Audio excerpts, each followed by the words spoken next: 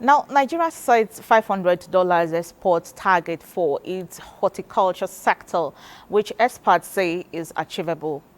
Now, one of such experts is Ofon Udofia, Executive Secretary of the Institute of Export Operations and Management. He spoke with my colleague, Musa Abubakar.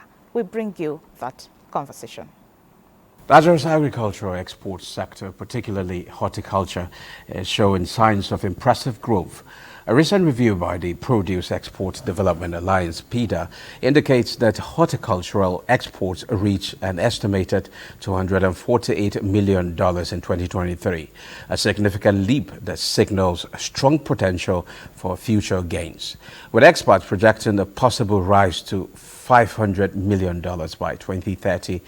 Today, on Business Express, we shift our focus to the agricultural export space with a spotlight on horticulture. We are joined by Mr. Ofon Udofia, Executive Secretary of the Institute of Export Operations and Management. He shares insights on what this growth means for Nigeria and what must be done to sustain it, and how stakeholders, farmers, exporters, regulators, and government can work together to boost export value. You're welcome to Business Express. Thank you, Musa, for having me. Okay, beautiful. Just to, start the conversation, and who will have thought horticulture, one particular area that most people maybe will now be thinking $48 million. What do you make of the recent PEDA report highlighting $248 million in horticultural exports in 2023? And what does it mean for Nigeria's agri exports? Yeah, that's a good indication that since the government is talking about diversification, not only on the agri-produce, maybe the known ones like sesame seed and the rest, but now we are talking about horticulture. We are talking about flowers. So it's a very good space that we in Nigeria should key into. Just like other countries like Kenya and the rest, they are making a huge money from there, and we have a good vegetation in Nigeria. Mere looking at Plateau State, looking at other states in the country in the east, we have green throughout the year. So it's a good area that we should look into and put things in place so that that can boost parts of our non-oil exports. Okay, you talk about diversification. How important is the horticultural export sector to Nigeria's overall economic diversification efforts? It's very, very important because as a country, I know that there's an Institute of Horticulture in Ibadan. What have they been doing? Are we actually exporting? Yes, they have a lot of varieties of flowers and other plants. So as at this moment, it should be very good because, one, the flowers grows all the year and the market is large all over, mostly Europe and our proximity to Europe, because most of the flowers, our horticultural products are done by air.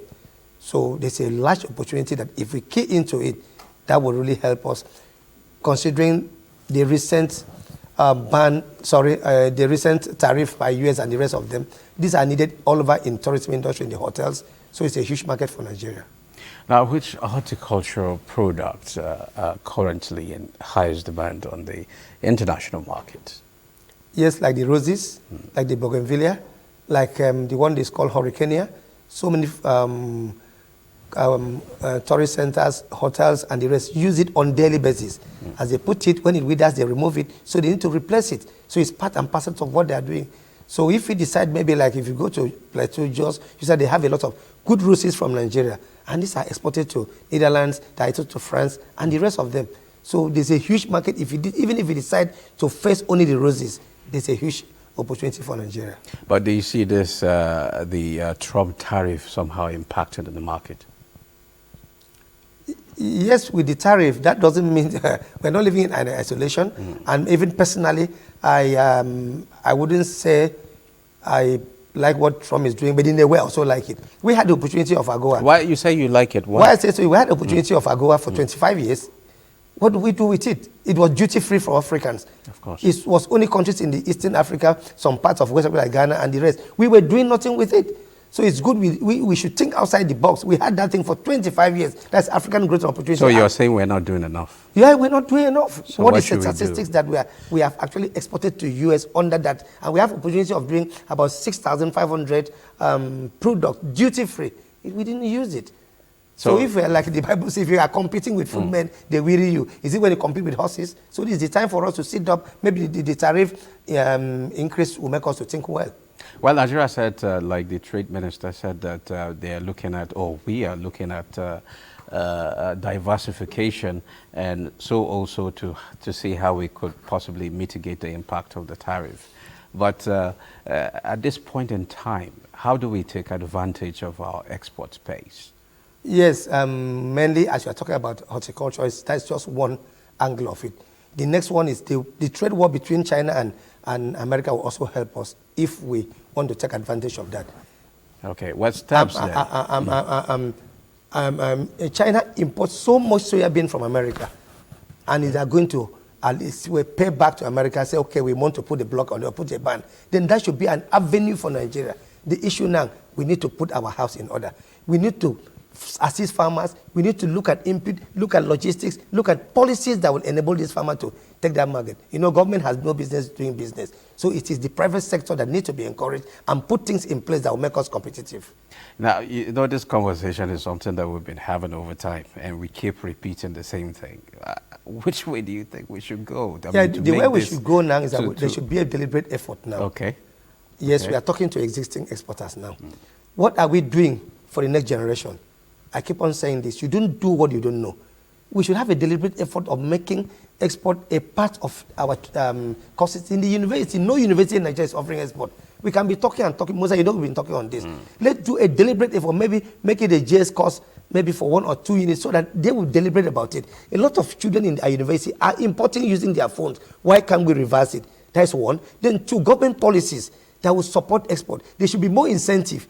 Like we are talking about the export expansion grant. How many SMEs are able to get it? It's for the big boys. So they should look at other incentives that will make somebody to be willing to invest to export as it were. So the incentives should be put in place. There should be a conscious effort. Thank God that the new minister, from her body language, is ready to work. But we should do more to encourage a lot of people to move into export and reduce the number of people importing. Okay, it reminds me that you are part of the committee that's supposed to look into the issue of rejection of our exports. So far, what have you come up with? Yes, it's all bound down to policies. There are a lot of things that has involved because other agencies have to come in. What really brings rejection? 1, the residual value of our pesticide that is being used, that is to be handled by Valentine and NAFDAC, Son. They need to be there. We can only make suggestions. So it's ongoing up till now. We've not really been able to come to the table. And then to bring back the inspection agencies that were here before, like the HGS, like the Bureau Veritas and the rest, because when they take this and then confirm that it is good, it cannot be rejected because there's indemnity on it. Otherwise, the other ones are just keeping record for government, give you what they call clean report of inspection. How does that help an exporter? So if I'm buying maybe horticulture or anything, and the inspection company has confirmed that this product is good, it cannot be rejected when it leaves the shores of Nigeria. Even if it's rejected, it is the inspection company that will bear the blunt, and then the losses will not come to Nigerian exporters. Okay, thank you very much, Mr. Ofon Udofia. It's a pleasure having you on the program. Thank you very much, Musa, for your passion in moving Nigeria forward using the export ecosystem. It's my pleasure.